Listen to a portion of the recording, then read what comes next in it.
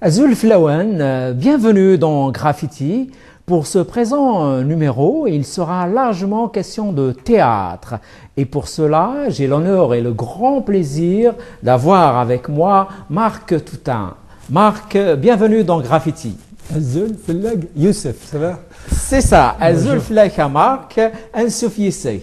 Donc Marc est metteur en scène, il est dans le théâtre depuis de longues années et une fois n'est pas coutume, il vient un peu mettre des couleurs dans le théâtre kabyle. N'est-ce pas Marc? Merci. Tu as mis en scène quand même de belles choses dans le théâtre kabyle. Oui, j'ai mis en scène, c'est un honneur. Je suis tombé amoureux de je sais pas, l'atmosphère. Et je me disais que peut-être s'ils acceptaient mon regard et ma réflexion, disons, sur le plateau de scène, eh bien, ça ferait une belle rencontre, ouais.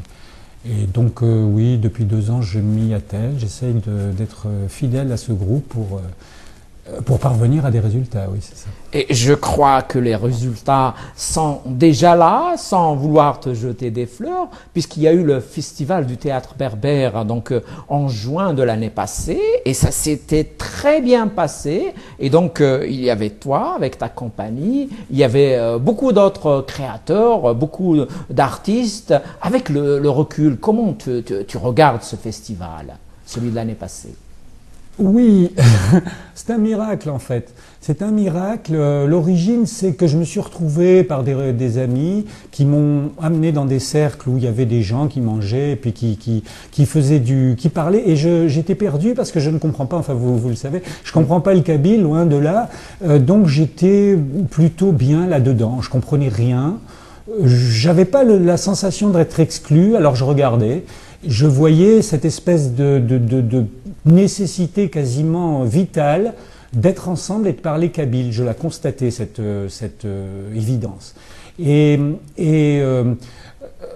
De fil en aiguille, comment ça m'est venu, j'avoue que je ne sais plus. Si, le kabyle étant une langue orale essentiellement, les livres sont diffusés moyennement parce que la clientèle forcément est limitée.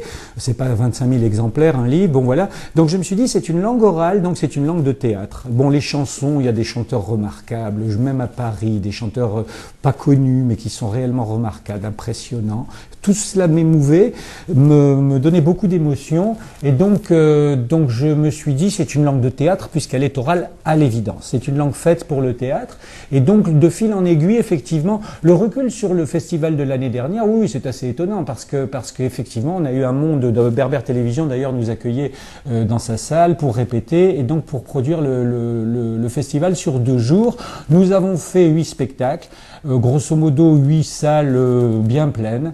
Et c'était assez incroyable. Sur la réalité, c'était réellement, on ne savait pas du tout, nous ne savions pas du tout où nous allions. Hein. Comment est-ce que vous ne le saviez pas? C'est-à-dire, vous ignoriez un peu la réaction du public, oui. Ou bien le travail lui-même théâtral, vous n'arriviez pas à le situer? Oui, d'une part, nous ignorions la réaction du public. C'est là, bon, il se trouve que tout le monde était là, les gens ne quittaient pas la salle. On avait un spectacle, les gens ne bougeaient pas. On mettait, je sais pas, 1 heure de préparation pour mettre le deuxième. Non, quand je dis que c'était par miracle, c'est qu'on a eu tout de même beaucoup de coups de chance. Hein. Nous souhaitions faire 2 jours. Il y a des gens qu'on ne voyait plus, ou pas par incorrection, hein, mais bon, pour des raisons. Un exemple, par exemple, Nafa Moualek, que j'ai vu, ça veut dire, il me faisait frissonner avec la colle, enfin par exemple, oui. Je comprenais rien et bon après je lui demandais un petit peu de quoi il s'agissait, mais non, même sans comprendre, ça me mettait en transe. Reski Rabia qui a fait un monologue invraisemblable sur un clochard mort sur un trottoir d'Alger, enfin c'était émouvant incroyablement. Il y avait aussi Youssef Dedami qui faisait un monologue sur un attardé mental, des choses comme ça. Quand je dis ces 3 choses-là, c'est parce que réellement, ces gens-là, jamais nous n'aurions pu les connaître. Nafa partait en Algérie pour des problèmes, et finalement il est resté pour ça. Il nous a présenté Youssef que nous ne connaissions absolument pas. Reski était un ami, oui, depuis le début. Et du coup, les 3 monologues en question, je les ai mis en place pour que ce soit pas monologue. Bon, j'ai essayé de faire une espèce des enchaînements, enfin des enchevêtrements entre les 3. C'était une idée géniale parce que ça a donné un spectacle éblouissant, hein, ensemble. Je me souviens très bien, Youssef, c'était le deuxième spectacle de notre parcours et j'ai senti la salle réellement frissonnante. Et là, je me suis dit, oh là là, on tient quelque chose. Mais je veux dire, tout ça, c'est du hasard. C'est-à-dire, le public là, non, oui, nous ne nous attendions pas à ça. Hein. Et je me souviens bien de ce moment. Après, c'est vrai que j'ai mis totalement en scène ce que j'assume totalement avec Noada Belaïd. J'ai fait Tidenti Lewin. Oui. Nous l'avons représenté, je crois. Oui, vous y étiez, Youssef, au Théâtre Essaillon à Paris. C'était mieux parce qu'il y avait le travail supplémentaire, bien sûr. Oui, oui, ça, celui-là, je l'assume en totalité. Nous avions aussi mis en scène le livre d'Améziane Kazar qui s'appelle Ariel Ndjengis. Ça, c'était des lectures, il y avait, enfin bref, c'était, mais c'est plus, comment dire, très ponctuel avec des espèces je sais pas comment, j'essayais de coordonner tout ça de manière à ce que ce soit regardable, voilà. Et puis d'autres trucs qui duraient à peine, je sais pas, une demi-heure. Il y avait cette merveilleuse Nadia Rabia qui faisait, donc elle est experte en langue des sourds-muets, en langue des signes, avec deux guitaristes, il y avait Youssef, le deuxième, formidable. C'était impressionnant d'émotion, et ça durait une demi-heure. Un autre petit, enfin on avait 10 ans bricolé, et le résultat était plutôt, oui. Je pense que c'était génial. Je prends en exemple la prestation extraordinaire de Noura Belaïd. Et toi, Marc, on se tutoie, hein, je te le répète. Hein. Donc, tu as mis en scène probablement le premier monologue kabyle à Paris.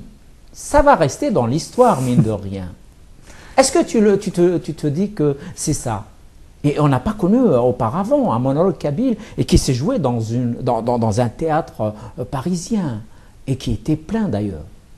N'est-ce pas? Oui, j'avais pas idée, non, parce que j'ai pas la présomption, évidemment, d'avoir fait le premier. Il y a eu Mohia, évidemment, d'extraordinaires mémoires, enfin, dont on me parle sans arrêt, enfin bref, c'est un type vraiment que j'aurais aimé rencontrer, hein. Oui, enfin bon, une sorte enfin, c'est incroyable. C'est votre Bertolt Brecht, Mohia. Tout à fait. C'est un garçon extraordinaire, hein, et qui malheureusement, hein, je le redis, hein, parce que je l'ai dit déjà dans d'autres émissions, n'a pas beaucoup été aidé. Hein. Il avait du talent, mais à cette époque-là, on ne l'a pas aidé. Peut-être qu'aujourd'hui, on peut avoir plus d'énergie pour aider ce théâtre kabyle.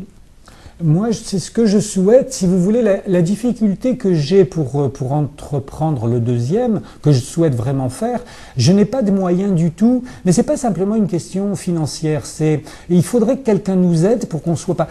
Comment dire? J'ai des comédiens qui nous rejoignent, ils sont vendeurs de téléphone, ils sont gardiens de nuit dans un hôtel. Oui, j'ai un jeune homme qui nous rejoint sur En attendant Godot de Mohia. Il ne vient que le dimanche soir après 3 jours de boulot. Il vient pour ça. Je me disais que si le fait de venir, je pouvais faire qu'ils aient un petit billet, je les aide à tout point de vue. Il me semble que c'est plus simple. Pas parce que c'est pécunier, mais parce que le choix, peut-être, si tu es passionné de théâtre, viens avec moi, on aura modestement une récompense, mais on serait heureux de le faire, de l'avoir obtenu. Et ça, j'avoue que ça me manque personnellement. Le problème n'est pas l'argent, le problème c'est comment je fais pour ces talents, parce que j'en ai des bons, quoi. Et puis ils viennent, ils m'appellent ou ils m'appellent pas pour me dire qu'ils peuvent plus être là, mais je sais très bien qu'en fait s'ils sont plus là, c'est parce qu'ils sont les difficultés de la vie qui font qu'ils ne peuvent pas être là tout le temps, quoi. Et ça, tu le regrettes, bien sûr. Oui, je le regrette. C'est ça. Qu'ils puissent venir au moins 2 jours par semaine. Par exemple, plus. Exactement. Peut-être plus, oui, bien sûr. Ça, oui, ça c'est professionnel et ils sont là et tout. Non, ça on peut pas. Faut pas se faire d'illusions. En revanche, ce qui se passe, qui m'époustoufle réellement, c'est que bon, moi, je leur amène souvent des textes en français adaptables. On se dit comment adapterions-nous ça? Et quand je les vois faire, c'est incroyable. Je les vois faire, bon, ils adaptent en kabyle. Et puis, ils parlent. Ça parle, le bon mot, quelle est la bonne formule et tout ça. Et une fois que cette intention, 4-5 répliques, une fois que ils sont d'accord, c'est le meilleur, eh bien, c'est mémorisé. La situation, suite. tout de suite. C'est pas j'apprends mon texte à la maison, zut, j'ai pas appris. Non, non, non, c'est pas la peine, c'est mémoriser. C'est ça que, mais ça se voit, enfin, quand je vois un peu comment ça marche, oui, c'est mémorisé parce que la situation, les personnages sont tout entier dans le personnage avec l'adaptation kabyle. Et du coup, c'est facile, Youssef, toi et moi, puisque la situation que nous avons prévu de jouer, on sait jusqu'où nous devons aller, on a nos répliques, pas par cœur, mais elles viennent toutes seules. Et presque automatiquement. Automatiquement. Parce que d'abord on aime ça, on a cette passion, et puis on a saisi un peu le contexte aussi. Exact, oui. Le contexte, les mots vont avec le contexte. Et c'est pas machinal parce qu'évidemment, je me suis beaucoup entretenu sur le volume de vocabulaire, le volume de syntaxe.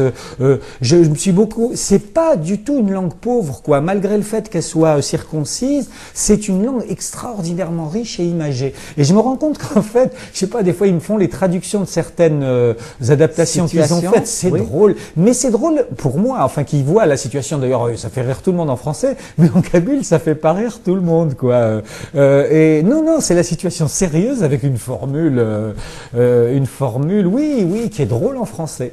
Et du coup, c'est assez. Oui, alors par rapport, je disais ça par rapport au temps que nous passons ensemble. En fait, non, ça va très vite, à condition d'être là et d'être. J'ai traduit, mais hélas, une des dames qui nous accompagne ne peut pas parce qu'elle est en stage professionnel, tout ça.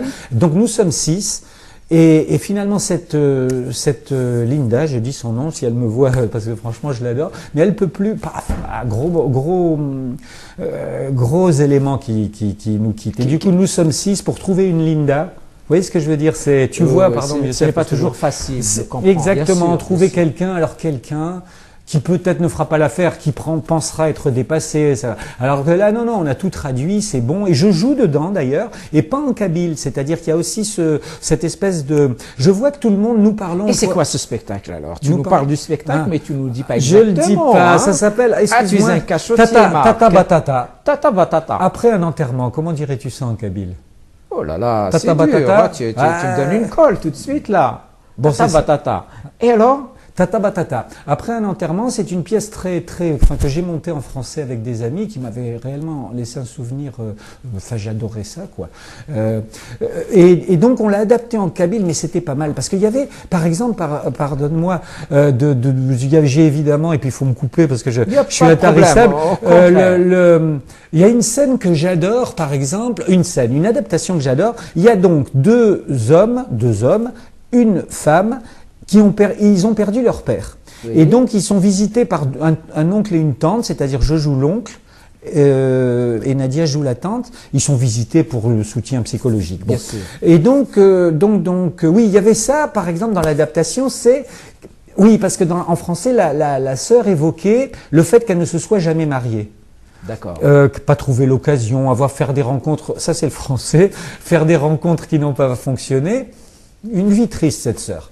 Et du coup, lorsqu'ils échangeaient entre eux, qu'est-ce que c'est qu'une sœur, deux frères, tout bêtement, pas une mentalité arriérée, non, une mentalité, une humanité de Kabylie. Qu'est-ce que c'est que ça devant bon, bref, non, je passe les détails, mais je voulais que ce soit le plus juste possible. Ça les gênait pas du tout, sauf que ils ont dit par exemple, la sœur, les deux frères se demandent lequel des deux, puisque le père est mort et qu'elle s'en occupait, lequel des deux va se coltiner, si j'ose dire, la sœur. Ça donne des éclairages. Le dialogue n'est pas changé, pas exagérément. On l'a respecté en français, mais qu'est-ce que c'est dans le cerveau? Et ça se passerait à quelle époque alors cette histoire, hein, c'est d'aujourd'hui, c'est un peu plus en arrière. Bien, c'est intemporel. C'est contemporain en fait. C'est une belle pièce de Yasmina Reza. Je crois que c'est sa première. Et donc c'est une pièce que je l'ai lue à l'époque. Ça devait être le début de l'année, donc j'ai fait des librairies. J'ai pris Yasmina Reza parce que je la connaissais. J'ai lu cette pièce dans le train. Je suis rentré, j'ai appelé mes camarades. Je dis on la joue. Tu leur as dit j'ai trouvé quelque chose. Ouais. Je l'ai lu à la lecture. Le théâtre, les pièces en général, je lis 3-4 pages et ça me plaît. Non, non, là j'ai tout lu et j'ai dit oulala. Parce qu'en général, on a des surprises. Hein, au bout de 6 ou 7 pages, on se dit. Et Marc, quand tu lis un texte en français, tu arrives aujourd'hui à dire qu'il est traduisible en kabyle. Ouais. Un petit peu. Ouais. Tu sens quand même la langue. Hein. Youssef, on pourrait, si je ne sais pas, si tu concevais une émission avec des livres, Bernard Pivot, et voir tous. J'en vois tout le temps qui sont adaptables en kabyle et dans ma tête je vois, parce que bon je suis natif d'Algérie, hein, je connais l'Algérie, la Kabylie beaucoup moins au sens ce que je découvre disons. Je relis Mouloud Faraoun par exemple et puis je découvre, je redécouvre. Oui, tout est adaptable parce que la situation humaine, Shakespeare, pardonne-moi. Oui. Les joyeuses commères de Windsor. Tout à fait. Eh ben, excuse-moi. Bah oui, bien sûr. Il y a une tentative, j'espère qu'il y parviendra à terminer, un Morad, un jeune homme talentueux, parce qu'il le fait lire sans rien dire, et il y a des gens, disons, de culture, qui disent, remarquable, qui a écrit ça? C'est ce jeune homme. Et il adapte Roméo et Juliette, les familles antagonistes, un mariage impossible entre deux familles parce que c'est pas possible. Et Roméo et Juliette. Ben, tout ça, c'est la vie, n'est-ce pas? Mais oui, absolument. Mais pour dire que, comme je connais la spécificité kabyle, je la connais pas, je veux dire, je la conçois, je comprends mes amis. Il n'y a rien ni de bien ni de mal, il y a une réalité. Bon. Et je la saisis, voilà. Et tout ça, moi, je pose la question, je dis, par exemple, naïvement, une famille kabyle, est-ce que c'est deux villages, les Montaigu-Capulet, est-ce que... Bon, papa, ils disent, tu prends deux maisons, et c'est bon, mais avec beaucoup d'humour, il y a beaucoup d'échanges. Il y a par exemple, Nafa était là, il assistait... Nafa Moualek, qui est un grand acteur, qui est dans le domaine du théâtre depuis de longues années, que nous saluons, et qui a même travaillé avec Mohia, hein, donc il en garde jusqu'à aujourd'hui de très bons souvenirs, et il garde aussi des photos de cette période. Il est l'un des rares à avoir des photos de cette période qui malheureusement n'a pas été recensée, n'a pas été écrite, hein, n'a pas été filmée non plus. Quel gâchis, n'est-ce pas mon ami Marc? Oui, j'ai un profond respect pour Nafa. D'abord, sa capacité de mémoire est absolument époustouflante en kabyle et en français. Il ressort des textes entiers. Oui, et donc avec lui, actuellement, j'ai fini. Hein, la mise en scène du ressuscité est terminée. C'est lui qui joue les 4 rôles, hein, Mohamedou Cha'ban, le ressuscité, Sidi Abdelkader Jilali, et le flic qui arrive pour régler le problème. Et on l'a adapté. Je sais qu'il l'a fait déjà.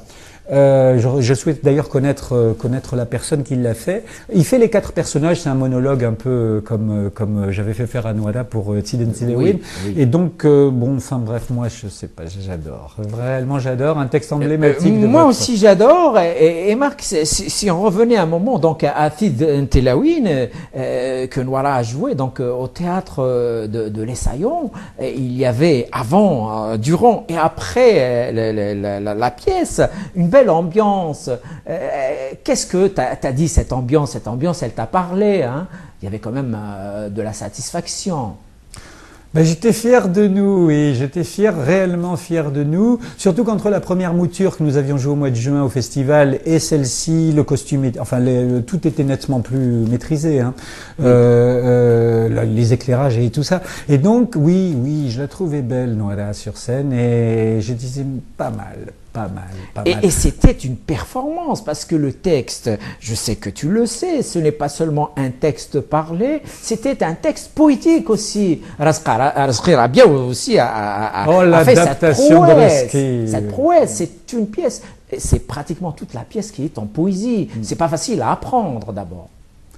Oui. Ah ben ça c'est l'affaire de Nouada qui est une fille extrêmement sérieuse.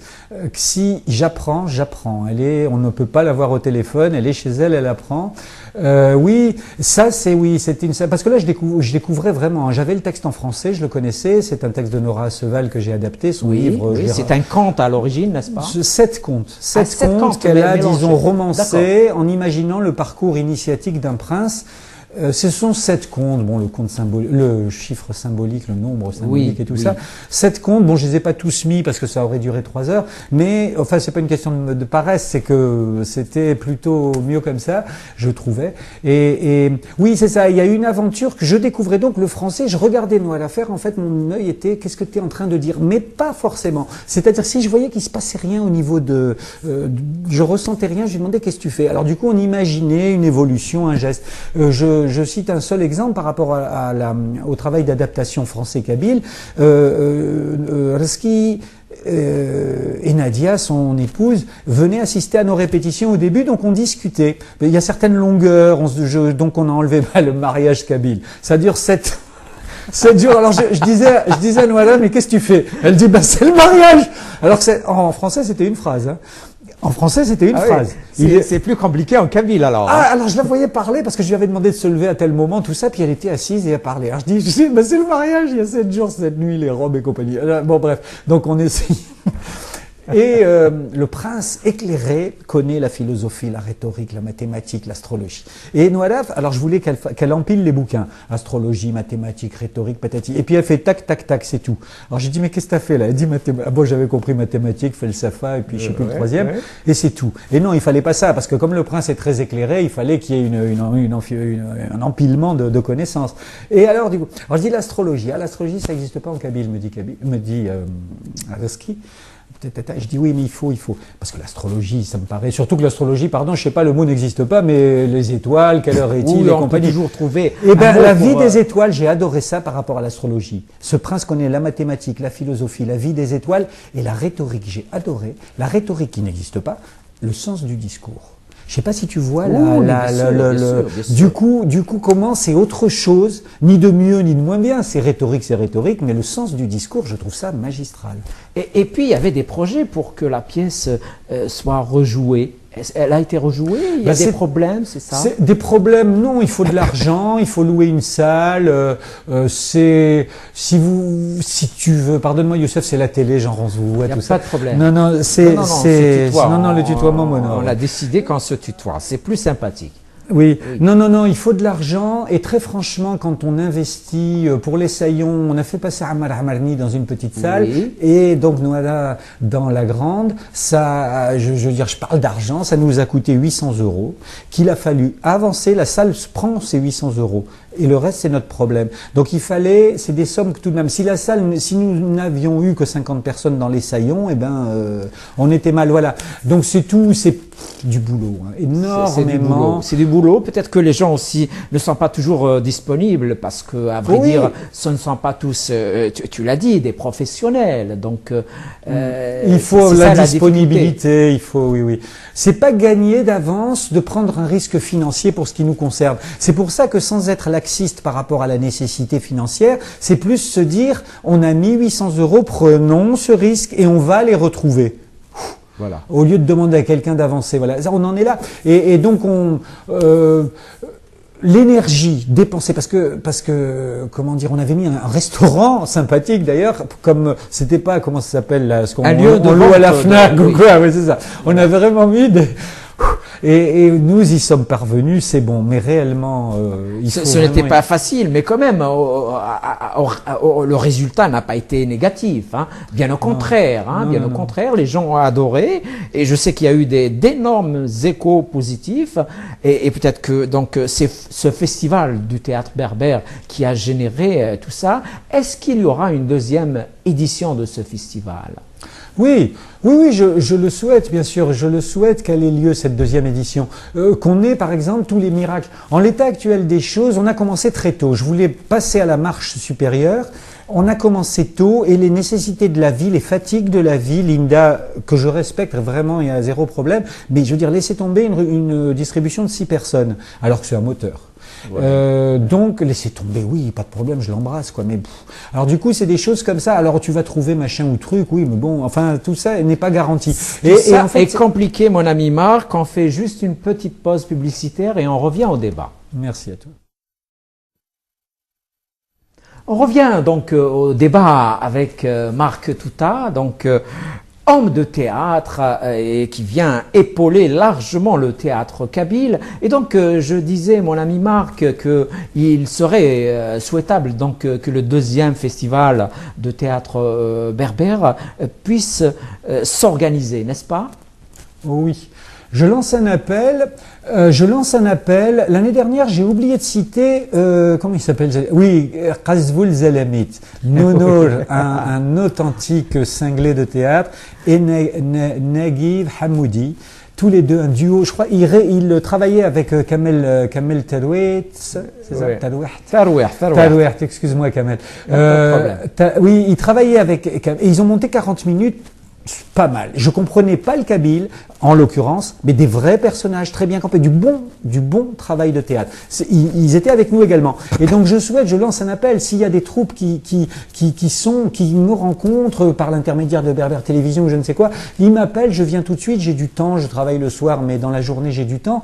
Que si des troupes existent ou des gens veulent se produire, qu'ils fassent appel à moi, je suis totalement ouvert à ça. Eh bien, génial, bravo pour ton appel. Effectivement, en tout cas, ils peuvent te joindre à Berbère Télévision et c'est génial. Mais toi, Marc, ton travail théâtral ne date pas d'aujourd'hui. Et comment tu es venu au théâtre alors?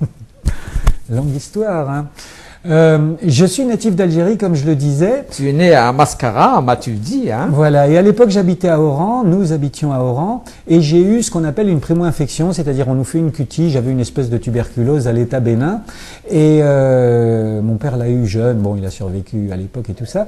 Donc voilà, bon, j'ai eu cette maladie, et donc les médicaments, j'étais soigné en France, voilà, je vais rapide, j'étais soigné en France dans l'Ain, du côté, du Jura là-bas, et j'étais perdu. La neige, l'herbe verte, tout ça, j'étais perdu.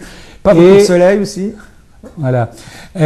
Oui. Et donc, bon, j'ai eu des problèmes, je sais plus, j'ai eu des problèmes. J'étais pas bien, j'étais probablement indiscipliné. J'ai pas ce souvenir, j'étais enfant, je me rendais pas compte. J'étais pas le seul à faire des bagarres de polochon, par exemple, mais bon. Enfin bref, ça allait pas. J'ai subi des punitions assez douloureuses. Je suis pas mort, hein, du tout. C'est une grande leçon pour moi. Et puis, je sais pas ce qui s'est passé. Il y a des éducateurs qui devaient discuter quand même. Et un jour, c'était l'été. Un des éducateurs, je ne sais plus qui, a décidé de faire le médecin malgré lui. J'avais quoi, 10 ans, 10, 11 ans, et il m'a donné le rôle principal.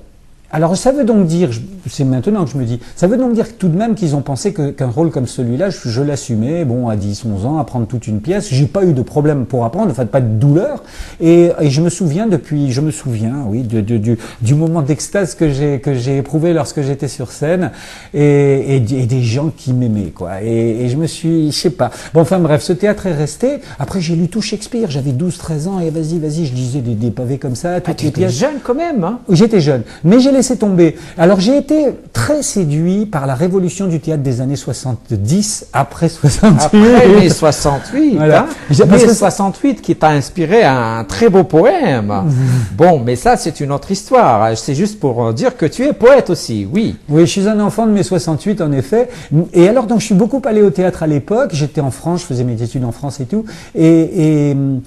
Et le théâtre révolutionnaire, c'est-à-dire cette espèce de révolution, je pense que les Allemands ont éprouvé lorsque Brecht a fait son théâtre, à contrario des grands costumes et tout. Lui, non, il mettait des clochards, et donc je pense que c'est ça, parce que j'allais voir des pièces, je sais pas, des trucs tout bêtes du genre les spectateurs sont sur scène et les comédiens dans la salle, des trucs un peu artificiels. Je voyais plein de choses par exemple, je ne sais pas, Youssef, si tu connais le bal le théâtre du Campagnol. Je le connais pas. C'est quoi? Ah, le bal, c'est l'histoire de France uniquement par la danse, dans un bal. Uniquement par la danse? Oui, dans un bal. Et ça dure combien de temps? C'est une pièce, je dois l'avoir en cassette si tu me le rappelles par téléphone, je te l'amène, c'est réellement incroyable. Et je l'ai vu en théâtre, je dis, le théâtre. On fait ce qu'on veut au théâtre, voilà. Et ça me plaisait ça me plaisait l'idée que finalement les décors, les costumes, les rideaux, allez, stop. Le théâtre, on y va, c'est vivant, c'est humain, point final. Et donc je suis allé, il y a beaucoup de choses comme, Ariane Mnouchkine est ma grande prêtresse, hein. Elle a, en plus le théâtre du Campagnol, il s'appelle Pinchna, celui qui a fondé le théâtre du Campagnol, ce sont des élèves de Mnouchkine. Philippe Cobert, que j'admire énormément, je m'en inspire pour la gestuelle que je fais faire à Anna Fermat. Mouellek et à Noira également. Des gens comme ça. C'était du nouveau. Moi, je sais pas, j'étais pas un homme de théâtre ou même, je trouvais ça incroyable. J'ai laissé tomber et un jour, 4 amis le cinéma m'a plongé tout ça et 4 amis m'ont dit, écoute Marc, on monte une troupe de théâtre et ça a démarré. On a gagné des prix dès notre. C'était en quelle année, Marc? Alors je m'en souviens, j'ai pas du tout la mémoire des dates. Je m'en souviens parce que c'était un compte rond, c'était en 90. Des amis, lui, qui étaient bons en théâtre, hein, ils en avaient fait également dans leur jeunesse, ils voulaient s'y remettre et donc ils m'ont dit, Marc, tu nous mets en scène. Bon, comme je connaissais le cinéma, enfin en tout cas j'étais un fondu de cinéma. Franchement, la mise en scène théâtrale, mais la liberté que j'avais dans mon esprit, puisque j'avais vu du théâtre libre, je me suis dit oui, on va prendre un plateau de théâtre et on va faire quelque chose de beau, qui nous surprend, qu'on aime et tout. Parce que ça m'intéresse. Si ça m'intéresse pas, on change. Vous voyez tu vois ce que je veux dire. Ça va pas, donc on cherche quelque chose de mieux, de plus intéressant et tout ça. Là, avec Nafer Mouellek, sur le ressuscité, j'essaye de mettre une mise en scène moderne, on verra. Justifié ou pas, c'est pas ça, mais tenter des choses qui m'intéressent. Mais qu'est-ce que tu appelles une mise en scène moderne, Marc? Ça veut dire qu'il soit un peu plus original, qui ose? C'est-à-dire que le public se demande... Qui sort des stéréotypes? Stéréotype, ça serait présomptueux de le dire, c'est quelque chose qui m'intéresse, ça m'accroche. Quelque chose pour dire, je ne sais pas, je ferai un décor, puisque c'est le ressuscité, je ferai un décor de Kabylie, je ferai faire un Olivier, je ferai faire, je sais pas moi, le Durdura en arrière-plan, certes. Mais je veux autre chose, c'est pas une présomption. C'est quelque chose qui m'intrigue et qui m'intéresse. Et du coup, si ça m'intéresse, s'il y a des gens dans la salle que ça intéresse également et qui me posent la question, je réponds. S'il y en a qui me disent mais c'est archi nul ce que tu as fait, je l'accepte également. Aussi, ça. Oui, tu les écoutes aussi. Ça m'intéresse. Oui. Bien sûr, de toute façon, je veux dire, c'est du théâtre. Il y a une tentative effectuée. Prendre un risque me gêne pas du tout. Il n'y a pas mort d'homme. Si c'est complètement à détruire, bon oui, pourquoi pas, tu t'es trompé, ça m'arrive pas, disons, il n'y a pas de raison. Bien sûr, c'est pas grave, même si ça arrive. Et donc, après, tu vas faire des mises en scène dans plein de pièces. Si tu veux, on va parcourir un peu ensemble quelques-unes de ces pièces. Par exemple, Les doigts pleins d'encre. Alors, c'est l'évocation de l'enfance dans les années 35-45. C'est quoi cette pièce? C'est notre énorme succès là. C'est vrai. Je te remercie. Je t'en prie. C'est un grand souvenir parce que c'est un miracle. On se dit quand même, bon, d'une part, j'étais content de notre travail. Maintenant, que va dire le public? Bon, ça c'est le jeu habituel. Bah oui, c'est Cavana qui a écrit ce texte. C'est connu. Nos culottes sont courtes, nos genoux couronnés. Nous sommes à la récré, nos ancêtres les Gaulois et les mousquetaires du roi. Bon, ce sont les premières phrases. Donc, et ce sont des adultes qui jouaient. J'avais mis des costumes particuliers, c'était des adultes et on a joué ça. Et ça durait 1h05-10, je me souviens. Richard Lornac, connais-tu ce personnage? Je le connais pas. Le musicien de France Inter à midi. Ah, d'accord. Avec Frédéric Lopez, je crois, actuellement. Oui, tout à fait. Je sais plus qui. Bon, c'est le musicien grand niveau de musique, Richard. C'était un ami, j'étais enseignant à l'époque et j'avais son fils en classe. Et donc, je lui ai demandé, Richard, s'il te plaît, voilà, alors je suis allé chez lui, on a travaillé la musique, enfin bref, un bon travail professionnel de la part de Richard. Moi, je n'oserais pas le dire, mais bon. Eh bien, on a joué, on était invités dans un festival. 4-5 pièces. Donc nous, les gens à la sortie, avec des agendas, pour nous demander de passer chez eux. Et après, ils vous invitaient carrément tout de suite. Ah oui, c'est-à-dire qu'on sort et les gens étaient là. Et on est allé jouer en Normandie, on est allé jouer dans le Sud, on est allé jouer. Et en fait, on a joué 2 ans, mais comme nous ne la jouions qu'une fois, par exemple le samedi, on nous prenait, on nous donnait un cachet, et on rentrait. Alors les décors, on les range à 2h du matin, enfin bref, au bout d'un moment, ça fatigue, on a passé à autre chose. On laisse, parce que faire les deux, une pièce à jouer plus une autre à mettre en train, donc voilà. Mais ça, oui, c'était quelque chose. Donc ça a duré quand même pendant 2 ans. Pendant 2 ans, vous avez fait pratiquement le tour de la France. Non, pas vraiment, on était pris pas mal. On était pris dans plusieurs. Dans la grande région parisienne, plus normand, enfin la grande Orléans, enfin tout ça. Et oui. Ça, c'est quelque chose parce que on n'est pas, enfin je sais pas, je suis pas. Mais le succès de la pièce, c'est un peu cette aptitude à la nostalgie des spectateurs. C'est-à-dire qu'un gamin de 8 ans ou toi, Youssef, si par hasard tu apprécies, c'est la même chose, l'enfance. Oui, bien sûr. Oui. L'enfance, c'est le territoire partagé par toutes les tous les hommes et toutes les femmes du L'enfant, monde. c'est absolument, C'est un c'est pour ça territoire que nous commun. sommes tous enfants, oui, c'est ça. Et nous sommes tous enfants. Et oui, alors après, c'est un livre adapté, hein, c'était pas, j'avais Oui. pris les phrases, toi tu dis une phrase, deux phrases, trois phrases, bon, mais c'est le livre adapté. Et après, il fallait imaginer ça. Et je me souviens d'un truc, énorme tendresse, on n'arrivait pas. Les phénomènes de rue, les bandes qui se battent entre Ouais. eux, ils vont Ouais. provoquer bon, c'est vieux comme le monde, les gamins se battent, oui, avec ceux d'en face, ou les insultes et tout, bon. Et alors, il y avait cette scène, les Italiens, les Rital, donc avec, je sais plus Oui. qui était à côté, les Gitans, je crois. Et donc, ils se provoquaient sans arrêt. Et moi, bon, on cherchait mais ça allait pas, ce qu'on faisait, c'était pas bon. Eh bien, comme on avait des accessoires sur scène, comment on appelle, des palettes, là, pour Oui. les entrepôts. Je leur ai dit, je sais pas d'où ça. Ah oui, ça m'est venu d'une phrase de Karl Valentin, là, un dramaturge allemand, absurde, qui avait dit, Chaplin avait demandé à Karl Valentin, il avait demandé, Chaplin à Karl Valentin, Oui. qu'est-ce que c'est qu'un homme en guerre? Et Karl Valentin, qui est un comique, dans l'absurde, lui avait répondu, un homme en guerre, il est gris, il a peur. C'est des illuminations mal. pour moi parce que c'est pas la fleur au fusil. Non, c'est un pas homme en ça, guerre, c'est oui. pas ça. C'est plus profond que ça, au fait. C'est plus Exactement. terrible aussi. Voilà, bien sûr. voilà. Alors au lieu de jouer les gamins bravaches, oui, on va tous vous, bon et ainsi de suite. Non, je leur ai demandé à mes camarades de prendre les palettes et de se planquer. Ouais, toi là-bas, tchouk, et se cacher. Et il s'en prend. Bah et oui. alors, et je me rappelle, j'avais un excellent scénographe à l'époque, un ami à moi, Ludovic. Je me rappelle, il est sorti fumer une cigarette et il m'a fait marque. Et pas parce que je suis. C'est par rapport à qu'est-ce qu'on fait. Je Il voulais a être- compris qu'il y avait quelque chose. hein. Ah ben là, il y avait, bien oui, sûr. là, il y avait quelque chose qui n'était pas du genre, ouais, ceux d'en face, c'est tous Voilà, des connards. Oui, mais tu vois, vous avez une espèce de oui, baraquet qui arrive, voilà. Et donc, le fait, oui, non, mais en plus, ça fonctionnait, c'est évident, quand c'était, vous là-bas, attendez, et on reçoit une pierre en retour. Voilà, c'est Mais ça. au fond, c'est ça la réalité de la guerre aussi. Hein. Oui, On peut pas voilà. se- Après, on est obligé de faire, comment dire, on va me dire, ouais, t'as copié Karl Valentin. Non, j'ai pris mes références, on fait ce qu'on peut avec notre cerveau pour, pardon, tu es écrivain, Youssef, mais tu écris, tu fais avec les apports que tu Ah as. bon, mais bien sûr, On n'invente inévitable. pas. Non, c'est inévitable. On mais fait bien notre sûr, sauce, oui, on est le fruit de ses lectures, de son parcours, des expériences des autres aussi, bien sûr. Et alors, il y a une autre pièce, ça s'appelle Chacun son dû. Alors, donc, c'est, je crois, 6 personnages saisis par la tourmente dans l'Allemagne de 1942. C'est la guerre, le nazisme. C'est ça. J'ai raconté que c'est Catherine Verlaguet qui a écrit ça. C'est une Oui. fille vraiment charmante. Elle est venue la voir. Enfin bon bref. Et voilà. Oui, le nazisme, oui. Avec donc des gens dans la tourmente. Et alors ça m'a. C'est une pièce de jeune femme. Hein. Donc l'écriture, comment expliquer? L'écriture avait des maladresses, disons. Enfin, elle donnait tout son. Je dirais, elle donnait tout. Elle a visité le camp de Buchenwald. Il a écrit Chacun son dû.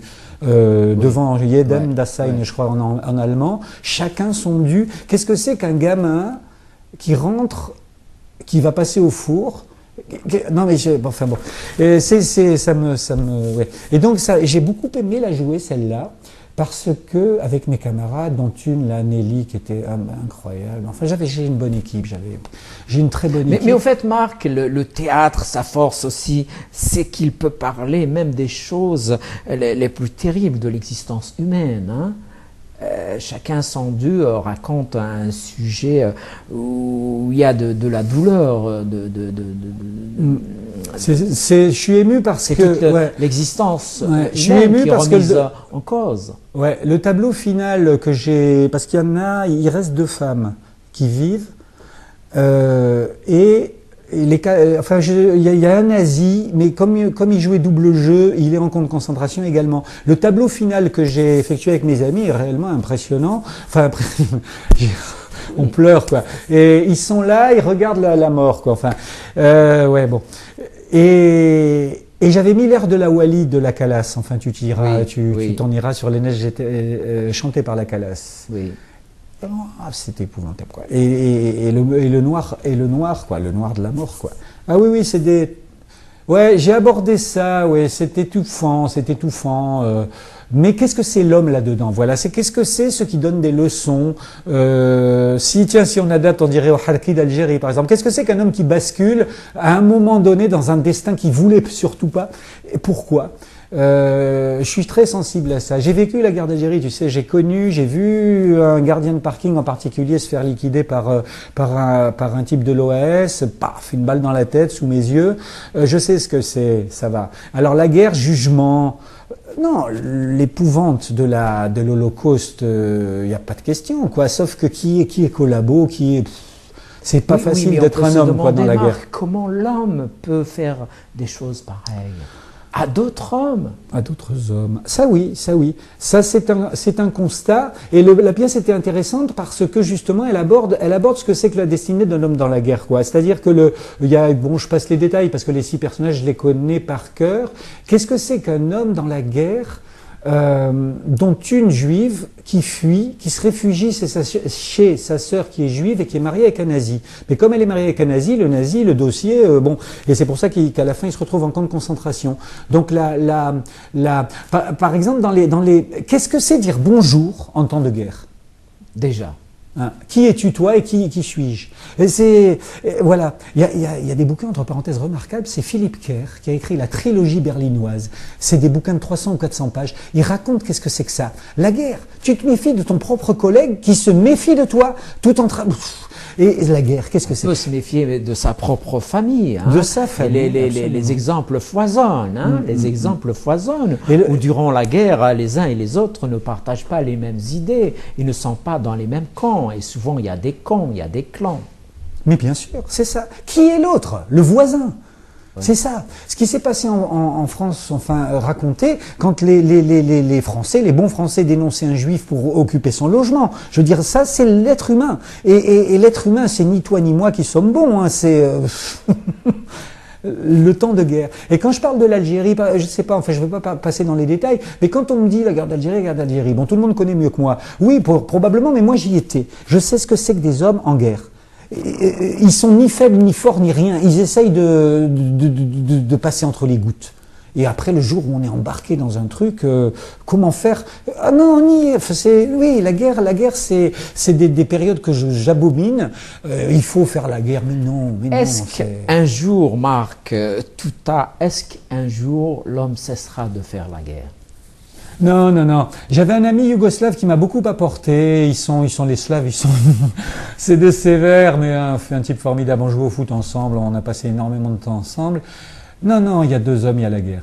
Mais ça va, on est en paix, quoi, tu comprends? Il y a la guerre, mais il y a la paix. Bon, c'est pas possible, Marc. S'il y a la guerre, il n'y a pas la paix. S'il y a la paix, il n'y a pas la guerre. Donc, si je comprends bien, la guerre restera toujours là. La plupart des hommes, on vit en paix. Quand on parle, je ne sais pas, mettons trop d'étrangers en France ou quoi, stop. Moi, je vois rien. Il n'y a pas de problème. Le Père-Lachaise, le quartier du Père-Lachaise, il y a des Juifs, des Maghrébins, des Kabyles en pagaille, oui, des Africains. Il n'y a pas de problème au Père-Lachaise, ça va. C'est-à-dire que si on veut créer le problème entre nous, oui, facile. Sauf qu'on on se regarde dans les yeux et c'est bon. Ça, d'accord. Donc, on peut exister ensemble. Mais bien sûr, mais c'est pas nous. La guerre, c'est pas nous. Il y a de la place pour tout le monde. Bien évidemment, oui. Donc, la guerre, c'est les intérêts, c'est les lobbies. Toujours, oui. Et les manipulations, hélas, de gens qui, bon, pour des raisons qui les concernent, se laissent, hélas, aller à ça. Et ça repart. Et ça repart, malheureusement. Je te raconte, une anecdote, un court-métrage de Polanski, un slave, un polonais. Polanski, un court-métrage qui s'appelle Les mammifères. Ce sont 2 clochards dans la neige, seuls. Et, en fait, ça dure un quart d'heure. C'est slave, pour dire la mentalité et comment mon ami yougoslave m'avait illustré ça. Eh bien, Polanski, les 2 clochards, alors ils se mettent à se taper dessus, 2 hommes se tapent dessus par définition, démunis qui plus est, et quelqu'un arrive et leur fauche leur traîneau. Du coup, ils sont là, ils sont 2. Eh merde, on n'a plus rien. Et donc, il faut marcher. Et il y en a un qui fait semblant de se tordre la cheville. Ah, qu'est-ce que t'as? Alors, le porte sur son dos. Ah ben voilà. Et celui qui porte sur le dos se tord la cheville à son tour. Les hommes. 2 hommes. Voilà. Capables du meilleur capables du pire aussi. Alors, on passe à une autre pièce que tu as donc mise en scène de Bertolt Brecht, l'opéra de Katsu. Alors, ça a coûté, je crois, 18 mois de travail pour que la pièce soit montée. Oui, merci de le citer pour dire je suis amateur, éclairé j'espère, mais je suis amateur au sens je fais du théâtre que j'aime, avec des gens que je connais, que j'aime. J'avais un ami qui jouait dans l'opéra de Katsu, qui était musicien dans l'orchestre de Radio France, donc il était destiné à aller, je sais pas, en Chine jouer ou en Tchécoslovaquie. Donc bon, c'est l'exemple. Je préfère jouer avec des gens que j'apprécie, qui me font confiance, voilà, plutôt que des pros. Et donc l'opéra de Katsu, oui c'est ça, c'est 18 mois de boulot, c'est-à-dire qu'on a joué les 2/3 de la pièce et la totalité l'année suivante. Parce que nous avions 25 éléments, individus, 10 musiciens et 15 comédiens. Et il fallait chanter les chansons de Kurt Weill. Alors, prof de chant et tout. Donc tout ça, ça fait une grosse logistique avec des personnes qui peuvent éventuellement venir ou pas parce qu'ils sont pris au boulot. Bon, enfin, tu vois ce que je veux dire, quoi. Donc, le fait, on peut pas chanter de manière médiocre. Donc il fallait vraiment un prof de chant, passer du temps. L'orchestre, en plus, j'avais fait adapter les musiques de Kurt Weill par un saxophoniste, enfin un orchestre de vent, ça y allait, quoi. Et du coup, il fallait on a beaucoup travaillé le chant et la pièce par conséquent. Ah ouais, ça, puis non, mais ça c'est un fantasme de jeunesse. Oui, ça c'est quand j'allais au théâtre, à l'époque Brecht, révolutionnaire du théâtre des années 20, je me suis dit un jour je ferai une pièce révolutionnaire de Brecht, qui est d'ailleurs une pièce pompée. Il a écrit qu'une scène, je crois, c'est la scène du mariage, Brecht. Le reste est pompé sur un auteur anglais du 17e, je crois, ou 18e, après la Révolution française. C'est avéré ce que tu dis, ah Marc? oui, ah oui, ah mais c'est archi connu, bien sûr que oui. Ah oui, même, non, hein. c'est pas du tout. George Shakespeare n'a pas écrit toutes ses pièces. Oui, non, voilà. non, c'est absolument vrai. Il s'appelle John Gay, je crois. D'accord. Donc Brecht s'en est inspiré. Il a pris la pièce et il a écrit. Bon, peut-être adapté sans doute, hein, bien sûr. Oui, Alors, non, c'est assumé. Il s'en est largement c'est c'est inspiré. assumé. Voilà, c'est assumé. d'accord. Oui, comme Amphitryon de Molière, pardon, mais Amphitryon de Molière, voilà, il n'y a pas de honte à ça. Bien sûr. Et l'autre pièce dont je voudrais qu'on dise un mot, c'est L'hiver sous table de Roland Topor. Hein. Tu voulais que je parle d'une adaptation éventuelle en kabyle. Voilà, c'est pour ça. Ouais, ça oui, ça c'est quelque chose, c'est Topor, hein, donc c'est un énorme poète, égrillard, gentiment égrillard. Oui, donc une grande table comme ça, et il y a une dame qui loue, une jeune fille qui est traductrice d'une langue obscure d'Europe centrale, par exemple. Enfin, et donc elle héberge sous sa table un type, installé, hein. Ouais. Et ce gars-là c'est un cordonnier sans papier. Il a trouvé un bel hébergement. Il est bien, ce gars-là. Alors, Topor jouait avec le fait que cette dame qui est dessus a tapé ses traductions. En fait, ce gars sous la table, il n'a que ses jambes. Oh là là. Oui, mais... Oui, mais c'était fraternel. J'ai adoré faire ça de cette manière. Donc, le gars, il reste à sa place. Il est content. Il a son petit coin d'habitation. Et là, elle, comme elle est traductrice d'Europe centrale et que le type en dessous parle la même langue, elle lui demande parfois qu'est-ce que c'est schmout. Alors l'autre, il dit schmout, le nom, c'est une langue inventée. Alors l'autre en dessous, il dit c'est difficile. C'est quoi? C'est un soupir. Une sorte de sourire silencieux. Alors, pardon, voilà, par rapport, si tu veux, à la poésie de la langue kabyle, on va beaucoup. Tu vois ce que je veux dire. Je vois pourquoi tu dis qu'elle est vraiment adaptable à la langue kabyle, qui effectivement est une belle langue et qui se permet beaucoup de dérision et a une perception de la vie qui est assez poétique dans l'ensemble. Hein. Mais oui, mais tu vois, des sans-papiers. Une dame qui gagne modestement sa croûte, elle loue son dessous de table et avec une langue comme le kabyle qui réclame je ne sais combien de nuances pour trouver la bonne formule non mais voilà, c'est très adaptable, c'est ça, parce que il n'y a pas de malice, nous n'avons pas d'aventure sentimentale. Tu es hébergé, ça t'arrange. Moi, ça m'arrange parce que j'ai besoin d'argent et puis voilà. Et après, je m'étais amusé là au fait que reste à ta place. Topor, une formule incroyable, c'est l'église Saint-Bernard qui avait été évacuée par la flicaille et qui avait dit si ces hommes sont des sous-hommes, donc ils vivent sous les tables. On fait une espèce de formule comme ça. Et du coup, il est parti de là. Un type, il est sous la table, mais il est heureux. Et je m'étais amusé à jouer avec la mise en scène pour dire qu'en fait, ils sont fraternels tous les deux. Cette femme séduisante et cet homme sous la table, il y a de la fraternité, de l'échange. Il y en a un qui est très coquin, que j'ose pas dire à l'antenne, très tendre, mais formidable. Et un autre qui est le type, il fait des oignons au vinaigre. Alors il dit, vous voulez goûter? Elle dit, ça sent bon, elle travaille, ça sent bon ce que vous faites. Oui, c'est des oignons, vous voulez goûter? Je mets un petit coup de kirsch, en fait, tout ça. Ah ben je veux bien. Alors l'autre il sort et donc il partage un repas. Enfin j'ai essayé de... Il y a beaucoup de partage dans le théâtre en général, hein. Et c'est peut-être ça, là où réside la force du théâtre. Et malheureusement, mon ami Marc, on arrive à la fin de l'émission et peut-être qu'on a oublié quelque chose d'important, mon ami Marc. Que faut-il dire à la fin de cette émission alors? À la fin de cette émission, mon père s'appelait Mohamed Touta. Il était né à Tiaret. Ma maman s'appelle Dalice Sergent. Merci de me donner cette occasion-là. Ma maman s'appelle Dalice Sergent. Sa maman à elle s'appelait Maria Lopez. Lopez avec un S, c'est-à-dire c'était une juive d'Espagne. Oui. Mais mon grand-père Sergent était un Alsacien qui a fui l'Alsace allemande. Et mon papa et ma maman se sont mariés.